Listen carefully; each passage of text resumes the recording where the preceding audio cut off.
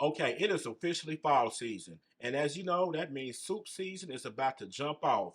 And we're going to bring the pressure with this creamy Alfredo lasagna soup. Let's get to it.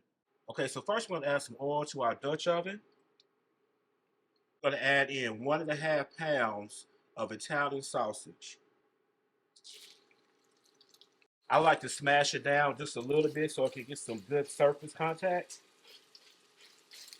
And we're going to cook this until it becomes nice and brown. Once our Italian sausage is nice and brown, we're going to remove it from the pot. After we have removed the Italian sausage from the pot, we're going to add in 2 tablespoons of unsalted butter. Next, we're going to add in a small diced onion. And we're going to saute these onions for about 2 to 3 minutes. Next, we're going to add in about a tablespoon of mixed garlic. After we have sauteed our onions and garlic, we're going to add back in our Italian sausage. We're going to add in 4 cups of chicken stock. Next, we're going to add in some garlic powder, onion powder, fennel seed. Okay, so next we're going to break up about 8 to 10 strips of our lasagna noodles.